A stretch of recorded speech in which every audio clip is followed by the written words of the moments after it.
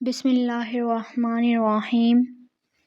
محمود بن ربیع جب وہ چھوٹے تھے تو رسول کریم صلی اللہ علیہ وآلہ وسلم نے انہی کے کنویں سے ان کے منہ میں کلی ڈالی تھی، اور عروہ نے اسی حدیث میں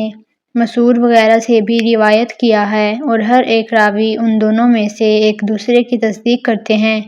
کہ جب رسول کریم صلی اللہ علیہ وآلہ وسلم وضو فرماتے تھے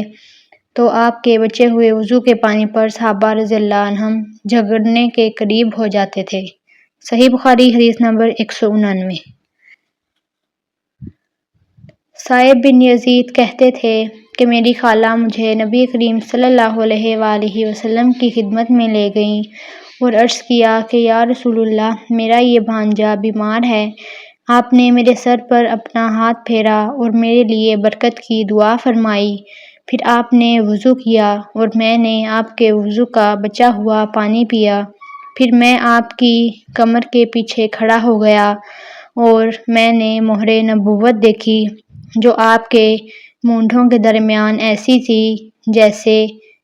چھپرکھٹ کی کھنڈی۔ صحیح بخاری حدیث نمبر 190۔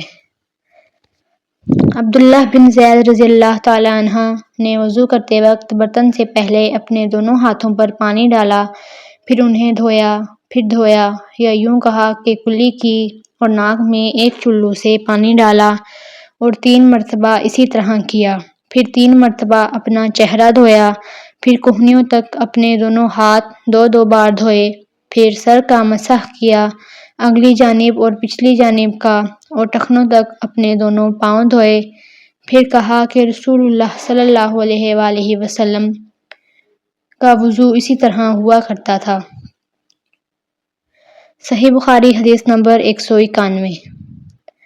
عبداللہ بن زید رضی اللہ تعالیٰ عنہ سے رسول کریم صلی اللہ علیہ وآلہ وسلم کے وضو کے بارے میں پوچھا تو عبداللہ بن زید رضی اللہ تعالیٰ عنہ نے پانی کا ایک طشت منگوایا، پھر ان کو دکھانے کے لیے وضو شروع کیا۔ پہلے طشت سے اپنے ہاتھوں پر پانی ڈالا، پھر انہیں 3 بار دھویا، پھر اپنا ہاتھ برتن کے اندر ڈالا، پھر کلی کی اور ناک میں پانی ڈال کر ناک صاف کی